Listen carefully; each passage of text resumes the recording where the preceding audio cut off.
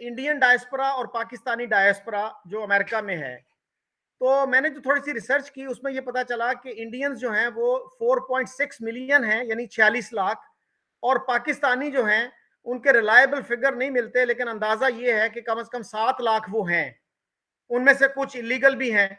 तो सर दोनों की क्वालिटी जो है उस पर थोड़ा रोशनी डालिएगा। थोड़ी सी रिसर्च मैंने और की, विप्रो एक इंडिया की कंपनी है आईटी की, और अजीम प्रेम जी जो हैं वो इसके ओनर हैं, और उनके बारे में कहा जाता है कि वो जार हैं आईटी इंडस्ट्री के इंडिया में।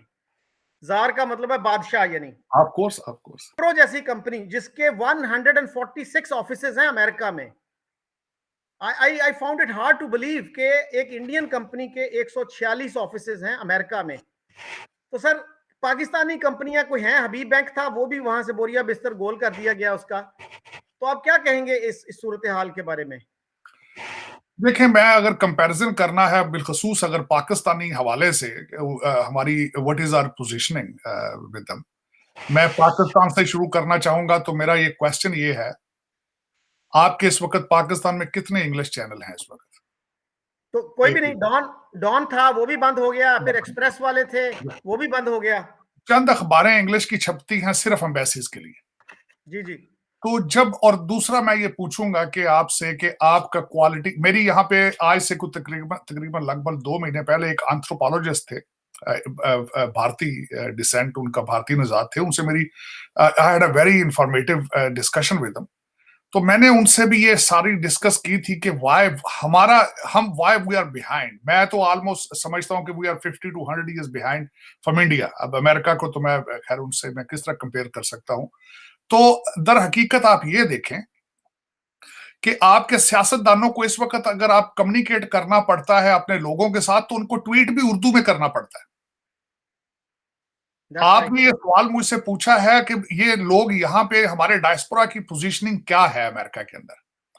यही डिस्कशन जब मेरी उस एंथ्रोपोलॉजिस्ट से हो रही थी, तो उन्होंने ये फरमाया बात, उन्होंने कहा सबसे हमारी बड़ी स्ट्रेंथ हमारी पॉपुलेशन, और दूसरा क्वालिटी ऑफ एजुकेशन। बिल्कुल सही। क्वालिटी ऑफ एजुकेशन, वो वीजे लेकर आते हैं, वो अमेरिका और वेस्ट की मजबूरी बन चुके हैं, वो ऋषि सोनक बन चुके हैं। यहां पे 5-6 कांग्रेसमैन इंडियन डिसेंट के, 2 प्रेसिडेंशियल कैंडिडेट यहाँ के, बॉबी जिंदल और Nikki Haley presidential candidate America के, 130 व्हाइट हाउस की आज की बाइडेन एडमिनिस्ट्रेशन के अंदर उनकी की अपॉइंटमेंट्स पॉलिसी रिलेटेड। हमारी सबसे ज्यादा पॉपुलेशन न्यूयॉर्क में है, एक भी काउंसिलमैन मौजूद नहीं है। वजह मैंने इस पे बहुत रिसर्च की क्योंकि मुझे 36 साल हो गए और मैं पॉलिटिकल वर्कर, सारी जिंदगी पॉलिटिकल साइंस और लॉ पढ़ता रहा हूं। और दुख होता है जब अपने मादरे मिल्लत और मेरे फेलो कंट्रीमैन, जब इनके रिवर्स गियर देखता हूं तो मुझे दुख होता है। मैं उससे बताना चाहूंगा, यहां पे 14 अगस्त की परेड निकाली जाती है ब्रुकलिन में, सीरतुन नबी का जुलूस निकाला जाता है, और आप, मैं गारंटी करके पूछ लेता हूं, किसी से पूछ लें तो रिपब्लिकन पार्टी और डेमोक्रेट पार्टी के डिफरेंस का नहीं पता होगा इनको।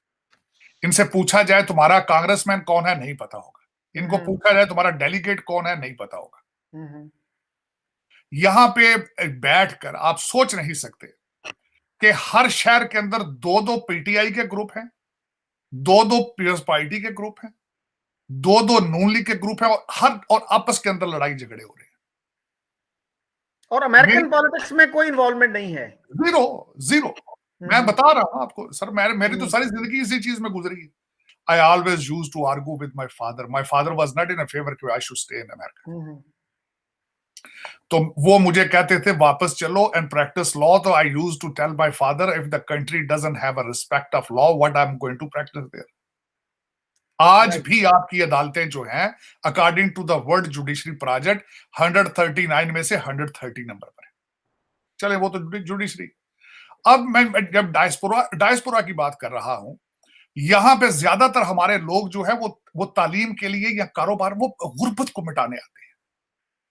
मिड 80s की माइग्रेशन यहां पे हुई है, जब मिडिल ईस्ट में उन्होंने श्रीलंका, बांग्लादेश और इंडिया से लेबर लेनी शुरू की। आपको निकाला जब उन्होंने, तो आप वहां से निकले और यहां आ गए, और आप यहां भी आपने 2-2 4 रोटियां कमाई हैं।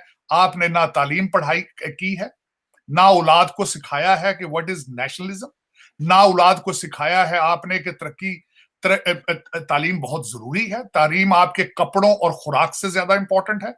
आपका फोकस, जिस तरह वो कहते हैं, किसी ने भूखे से पूछा दो चार रोटियां, वो 4 रोटियां आप कमा रहे हैं, उसमें से 2-4 रोटियां बनाते हैं, वो आप आधी से ज्यादा 70% पाकिस्तान भेज देते हैं। वहां पे कोठियों का शौक है। किसी को ये शौक नहीं है कि जहां हम रहते हैं वहां पे हमारी प्रेजेंस फील की जाए, इंटीग्रेशन की जाए, सियासत में हिस्सा लिया जाए, अगली जनरेशन पे फोकस किया जाए। ये मैं दुख के साथ कह रहा हूं, अफसोस के साथ। और उसके बाद ये आज मैं छोटी सी मिसालें देता हूं आपको। आज आपके चाइना बॉर्डर के ऊपर America is doing military exercises with the Indian army. India ने S-400 लिया रशिया से, तो अमेरिका ने आंखें मुंह दूसरी तरफ कर लिया। जब टर्की ने लिया तो उस पर एम्बार्गो लगा दिया गया, सैंक्शंस लगा दिए गए। इस वक्त America is backing them to stay with them. उन्होंने America the biggest super power on the planet घुटनों के बल कर दिए, वर्सेस आपकी पिछली एडमिनिस्ट्रेशन 3.5 साल तरसती रह गई है कि बाइडन कॉल करे। कि पाकिस्तानी जो डायस्पोरा है, एक तो वो मजदूरी करते हैं, टैक्सी चलाते हैं, पेट्रोल पंप्स पे काम करते हैं, और फिर वो टेररिज्म में इन्वॉल्व हो जाते हैं। ये क्या माइंडसेट का प्रॉब्लम है? एमएल कांसी से लेके कितने वाकयात हैं, और पर कैपिटा लिहाज से आप देखें तो पाकिस्तानियों का बहुत हाई परसेंटेज बनता है ये। साहब, मेरी तो आपने दुखती रग पे इस पे आपने हाथ रख लिया है, वो इस वजह से मैं बताना चाहूंगा।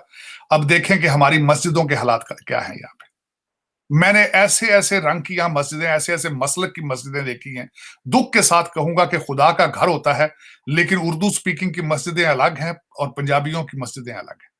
फिर उन मस्जिदों में लोगों को ग्रीन कार्ड के लिए स्पॉन्सर करके ग्रीन कार्ड दिए जाते हैं, कारोबार है वहां से। और एक ये भी, इसको आर वीजा कहा जाता है, रिलीजियस वीजा।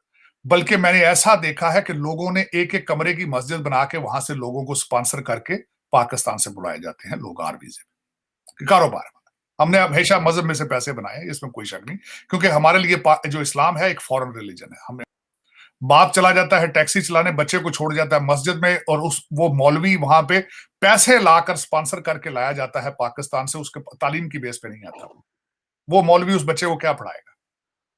वो उसको कादरी साहब का बताएगा कि वो जब फौत हुए थे उनकी कब्र से 2 तलवारें निकल आई थी। ये मैंने सुनी बात है। कादरी साहब जो कि सुलेमान तासीर के जिन्होंने उनको हलाक किया था। लेकिन मैं अफसोस के साथ ये कह रहा हूं, इसी वजह से we are not rising, because we are not here to rise. हम यहां आए हैं पाकिस्तान में कोठियां बनाने के लिए। हमें जिस तरीके से पंजाब पुलिस मार मार के हमें हमारे ज़हनों में वो खौफ जो डाल दिया गया है, यहां भी पुलिस वाले को देख के तो पाकिस्तानी चारपाई के नीचे घुस जाता है। अपने हमें हकूक है अमेरिका के अंदर, वी हैव अ फ्रीडम। लेकिन जब हम पुलिस को या इमिग्रेशन को देखते हैं और जिस तरीके से वो हमारे साथ बिहेव करते हैं, because we are, this is how we come from Pakistan. Shoaib साहब, मैं बताऊं, मेरी समझ से बाहर है कि नेशनलिज्म, यार अगर पाकिस्तान में नहीं मौजूद तो इंपोर्ट कर लो यार कहीं से। आप हर चीज जो इंपोर्टेड है आपके पास, हर चीज जो इंपोर्टेड है, कपड़े इंपोर्टेड, आपकी सोचें इंपोर्टेड, आपके बच्चे इंपोर्टेड, आपका दिल इंपोर्टेड, तो नेशनलिज्म भी इंपोर्ट कर लो किसी मुल्क से अगर मिलता है सस्ता कोई।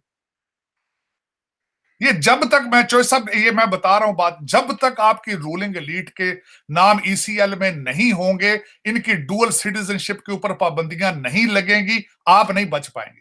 चौधरी साहब, आपका इशू ही ये है। कभी आपने देखा कि कोई आपका कंट्री लंदन से बैठ के ऑपरेट हो रहा है इस वक्त? हर शॉट जो है वो लंदन से आ रहा है। शहबाज शरीफ गया अपना जहाज लेकर रशिया गया था मीटिंग पे, वापसी पे कहता मैं लंच करने लंदन आ गया। चौधरी साहब, खुदा का नाम लो यार, कोई ऐसा, इसको मुल्क कहते हैं आप? I won't call that country. मैं इन लोगों को कहता हूं दे आर नॉट, ये कौम तो आप रहे नहीं है, you are group of people looters. हर बंदे करप्ट है, हर बंदे करप्ट है, आपके बोन मैरो में घुस चुकी करप्शन। इसका हल क्या निकालेंगे आप? ये मेरा क्वेश्चन है, 25 करोड़ लोगों से मेरा ये क्वेश्चन है। आप दूसरा, मैं एक गुजारिश ये करना चाहूंगा चौधरी साहब, मैं समझूंगा अपनी कौम से 25 करोड़ लोगों से कहूंगा कि रियलिटी पे आए, भारत के साथ अपना कंपैरिजन बंद कर दें। आप इस वक्त पोजीशन में नहीं है बांग्लादेश के साथ भी कंपैरिजन करने का, वो भी आपसे बहुत आगे जा चुके हैं। आपका कंपैरिजन इस वक्त अफगानिस्तान, सोमालिया और कांगो और इथियोपिया